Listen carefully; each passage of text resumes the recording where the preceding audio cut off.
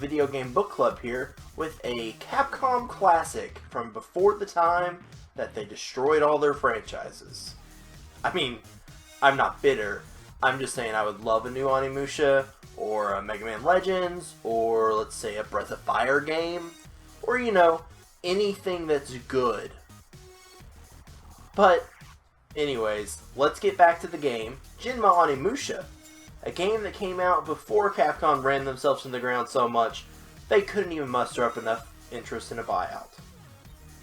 Genma Onimusha was a re-release of the PS2 title Onimusha Warlords, which was praised for its graphics and for taking the formula that Capcom had perfected in its Resident Evil series and adapting it for a new game. Genma expands and perfects the original release, and was considered much more a director's cut than a straight port. New enemies, new optional areas, and even a new game mechanic helped this Xbox version not only stand apart, but above the original release. The basic gameplay is the same. First of all, you have the classic Resident Evil tank controls that we all know and love, but do take a little getting used to. You will find yourself running in halls or around corners, all the while skimming the wall with your face. You will attain 3 elemental orbs during your journey that can be used to power your basic samurai sword. The lightning sword is the average weapon. Good damage and speed, and a powerful magic attack that will target one person, but can harm other enemies if they're close enough. The fire sword, which is larger and stronger, but so slow that other than to use its fire slashing magic attack, I found little to no use for. And lastly, you have the wind sword, which isn't actually a sword at all, but instead a double-bladed weapon called a Naginata. I'm not really sure how to say that word, or a lot of the words in this script, but we'll go with that. This is actually the fastest of all 3 weapons, as well as the weakest. However, its whirlwind magic attack does have an incredibly useful area of effect. Much like the Resident Evil games that came before it, Onimusha's major gameplay mechanic is exploring an area while solving puzzles and finding keys to unlock new rooms and levels. Unlike Resident Evil, resource management is not nearly as involved. While there are a limited supply of restorative items, you can heal yourself with yellow souls, as well as a Riggin effect being in place when you activate your gauntlet's power with green souls. Near the beginning of the game, you're given a gauntlet that can absorb the souls that are released from demons. Red souls are your bread and butter. These souls are used to upgrade your weapons and items. Blue souls restore some of your magic power, and yellow souls restore your health. Green souls are the new gameplay mechanic that makes Genma Onimusha stand out from the PS2 Warlords version. If you obtain 5 green souls, you can activate their power and become invulnerable for a short time.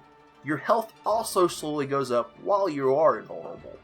However, you aren't the only one who wants the green souls to power up. So do the demons. Demons have the ability to attempt to absorb the green souls, and this will begin a tug of war that is easy to win, but leaves you vulnerable to their friends.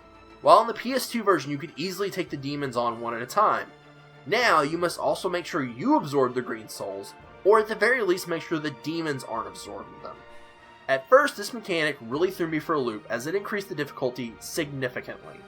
I may have rage quit the first night and deleted 2 hours of footage because I just could not get a hang of it at first. I was still trying to play the game like it was Onimusha Warlords, and that's not the game I was playing. But once you get used to this, you can save up the precious green souls for harder fights or for when your health gets dangerously low. So it really helps in the long run.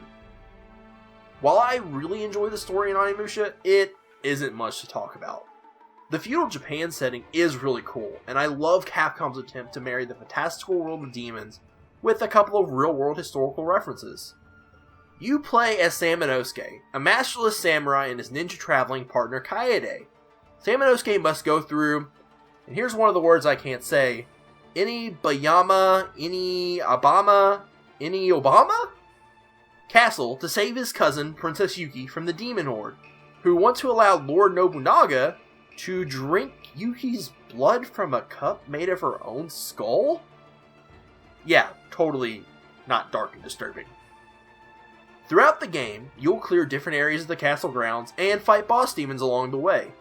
There are 2 sections that you even get to control Kaede, which actually isn't that great.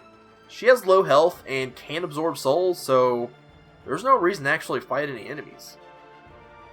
You will eventually clear the keep and enter the Dark Realm to fight Fortinbras, the Demon King.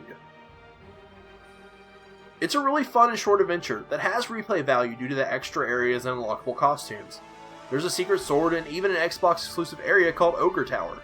You can even unlock extra costumes by beating the game, while on the more difficult settings, and finding all 30 fluorides.